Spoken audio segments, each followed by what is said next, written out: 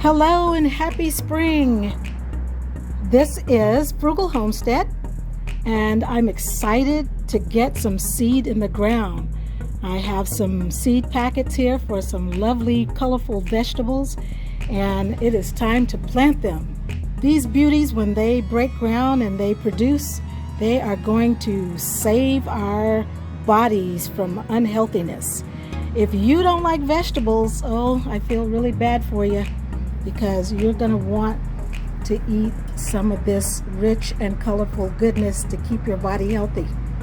So I want to tell you about my seed haul, if you will, and my Dollar Tree haul. Take a look at these. I got kale, red pepper, serrano chili peppers, lettuce, turnips, cucumber, broccoli, excuse Nubia, she barks at everything around here, beets, and habanero. And look at that price. Isn't that price beautiful? Ah, yeah, big happiness. So it says 4 for $1, but actually it was 4 for $1.25, because you know the Dollar Tree went up on their prices. But I'm not mad at them, because I got 8 beautiful seeds. For how much? How would you price that out? 8 of them, 4 for $1. That means it cost me $2, and 4 for $1.25. That cost me $2.50 to get all of these beautiful seeds. Now I know you're wondering why I skipped over this one. This is a pack of mustard seeds for red mustard greens. And you see that price? $1.58. I bought these about 2 to 3 weeks ago at Home Depot. I also bought, when I bought this, I also bought mint seeds for the same price. I tried planting the mint seeds and they never broke ground. So those seeds didn't work out for me. Now it could have been I planted it too early. I will take full responsibility for the fact that the seeds did not grow. But look how much money I saved by going to the Dollar Tree and picking up these packs of seeds. Highly recommend it. Let me show you some other things I found at the Dollar Tree. Now some of you may have noticed that on YouTube there are so many YouTubers raving about growing their potatoes in laundry baskets. I was about to go buy some grow bags as part of the raised garden bed. And I started thinking, well, if you can grow potatoes in these laundry baskets, how about some other things? So I bought 8 of these simple little Dollar Tree laundry baskets. They were $1.25 each, of course. And while I was walking around the store, I found this very thin tarp.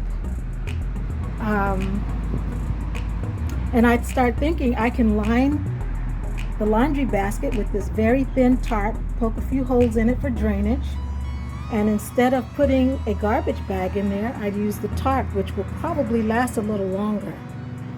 Okay, so that's another thing that I did. I bought 8 baskets like that. I bought 2 tarps and cut them in quarters, and I have them lined inside the basket. Now you see that the basket is not fully covered yet, so I'm going to take some leftover of the tarp and finish filling up the basket. Let me show you the tarp. This is a tarp that I found, tarpaulin bache, I guess you would call that, 2-inch.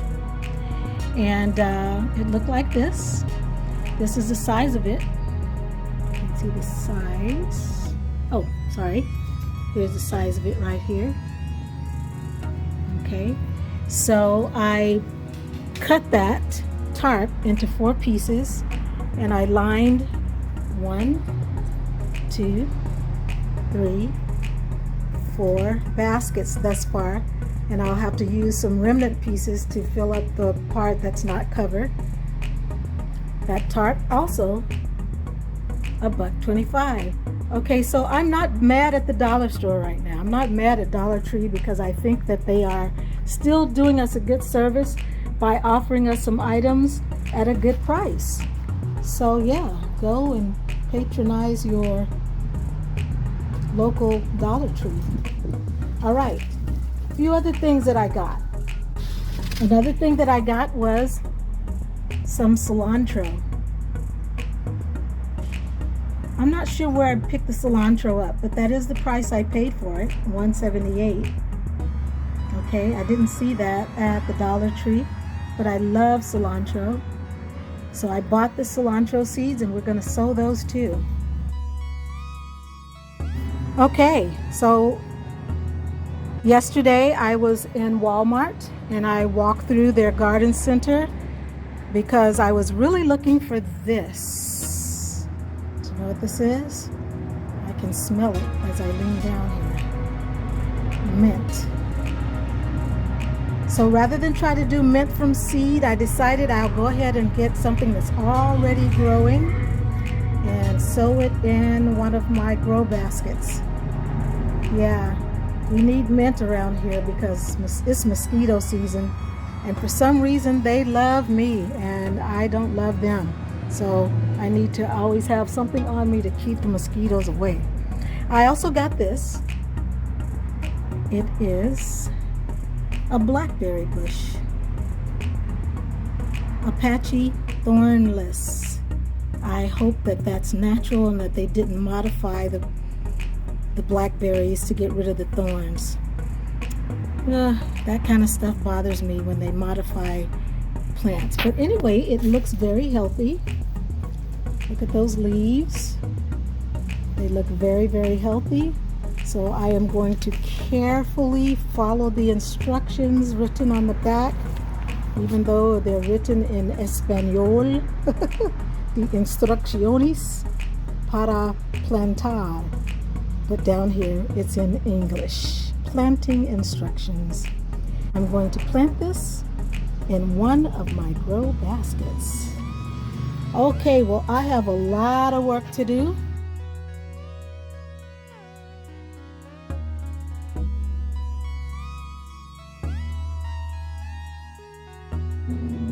I apologize that I'm not able to do a nice, smooth, seamless video with all the background noise and without all the starting and stopping. Someday I'll be able to do that, but right now I'm going to have to pause and come back after I reach another stage in this process. I'll be back. Okay, so I only bought 2 tarps and I want to be able to cover all 8 of these baskets, and then I got thinking because it was folded inside and some of the tarp was not being used efficiently, I should say. So what I did is I took that 1/4 of a piece and cut it into 2 strips, and now I'm going to tape them together and just line the perimeter of the basket and leave the open holes in the bottom of the basket because I'm going to be putting mulch in there anyway, and it should be fine and it'll serve as drainage. Okay, I'll be back. Okay, so the more I play with this tarp, the better and better it gets. This time I took that 1/4 piece of the tarp, I cut it in half, I cut the 1/4 in half, and then I wrapped it around inside both pieces until it started to overlap, and then I cut the overlap piece off and put it in the bottom. That worked out well. So there's still some space down there where it can drain, but pretty much the whole inside of the basket is covered. Cool, cool. So I think this is going to be the way that I do all of the other baskets. At this point, I've gotten all of my baskets prepared. Check this out. 1/4 of that tarp covered the entire inside of the basket. So I have 2 of them right here waiting. And my next step is, if I can get Nubia to get off of my pile here. Here are some leaves that have been sitting here through several rainstorms, and underneath there it's just breaking down nicely. So I'm going to use this to fill these baskets to about a quarter full, or maybe half, and then on top of it I will put some potting soil. One thing I wanted to say is that what really turned out cool about cutting the tarp this way is that you see the grommet hole? Well, the grommet hole serves as a place for the water, excess water, to drain. So now I don't have to poke holes in the tarp. That's happiness. And these little areas of white spot is the bottom of the basket. So there's plenty of places for the excess water to drain out. So I didn't have to poke any holes in it. So any steps that I can skip is all happiness for me. So let me go ahead and get this mulch into the bottom of these baskets. I'm giving you an update on my little basket raised garden. This is the first gardening soil that I bought, oh man, maybe 2 months ago when I first started this little raised garden, Miracle Grow. And it's been sitting out here in the yard unopened for weeks now. Time to put it to work. But while I'm out here, let's just check on our table scrap garden area. Look at my cabbage. Wow, I'm so proud. I am so proud of this cabbage. It is beautiful. So beautiful. It's got really healthy leaves, starting to get some flowering going on. Look at my green onions. They're still showing off in here, gang. Good grief. They are still showing off. So, you know my motto. They're going to be there until they stop producing. And that cabbage is trying to head up. It's looking so good. I'm really proud of that. And look at this. My string beans. Oh my goodness. It's hard to believe that those little beans I put in the ground now look like this. And look, they're growing up. They're growing up on this little trellis thing. I mean, they are just showing off big time. So they must be in an area that's good for them. They're getting enough sun and they're getting enough water, because they are truly doing big things. Excellent. Okay, we'll skip that one for now. This is that oxalis. That's what it's called. This plant from the yard. It's flowering now. You see the little flowers on there? Can you see that? Yeah, very pretty. I'm gonna make some tea out of this eventually. Okay, and here are my planter baskets. I guess that's a good name for them. I have 6 of them ready to go. What I did is I went to the side yard where I have been making piles of leaves, raking them up during all the storms and rain and everything, and those leaves have been breaking down. And what I did is I just dug underneath it for the most decomposed leaves, and I just kept digging down until I got to some worms, some centipedes, and other little critters, because that tells me that's where the good soil is. That's where all the good nutrients are. And so I just dug under there and I filled these containers with that dirt and a little bit of the leaves to go in the bottom of my containers. On the top of this, I am going to put some potting soil.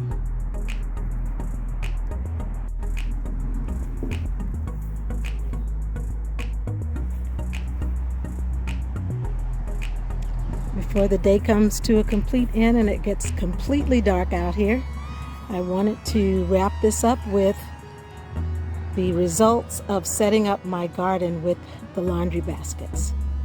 So what I did is I got rid of this first row here where you see the first two laundry baskets.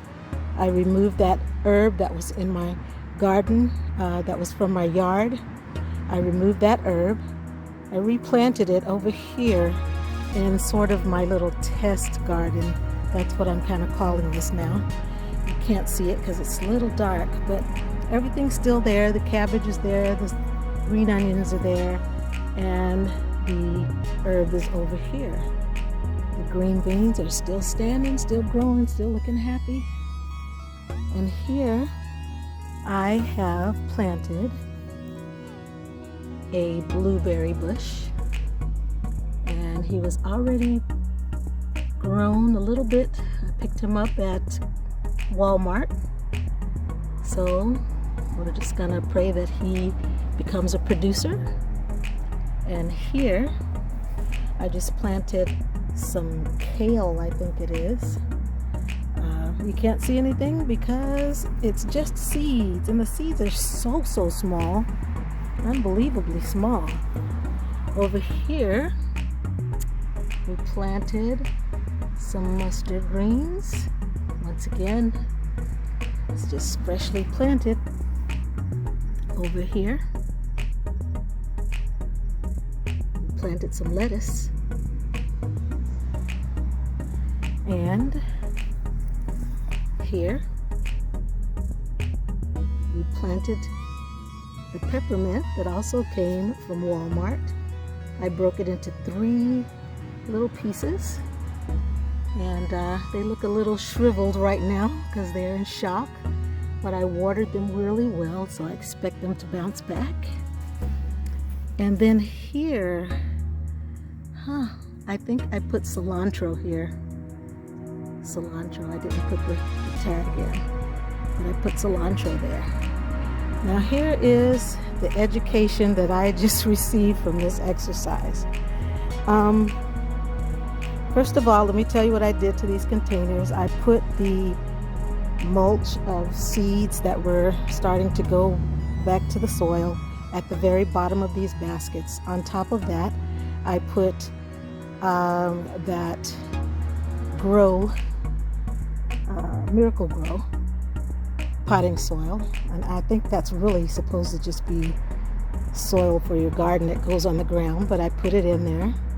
And then on top of that, the topsoil is this potting soil here, which you probably can't see very well because of the lighting. Let me see if I can get a little help here. Can't really. It just says potting mix biofiber, and I'll show it again to you in the daylight, but it just says potting mix biofiber. I don't know, this brand is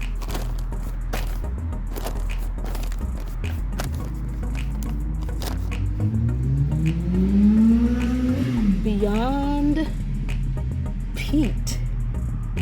Peat Professional Organics All-Purpose.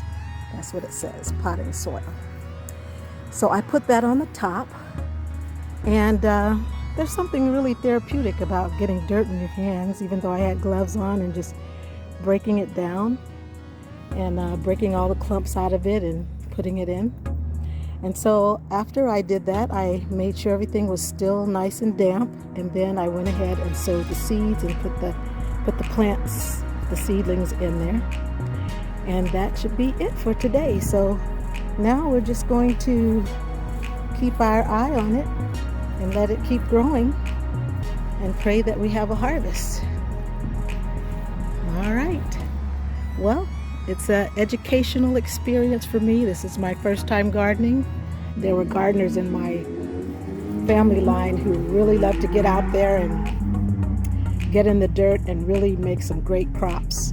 So I am hoping that genetics will kick in for me and that I will be able to be good at this. One thing I learned after I got the containers ready and got ready to sow the seeds is when I read the packages, the place where I am in Florida, it was saying that those need to be sown in the cooler weather, which is in the fall.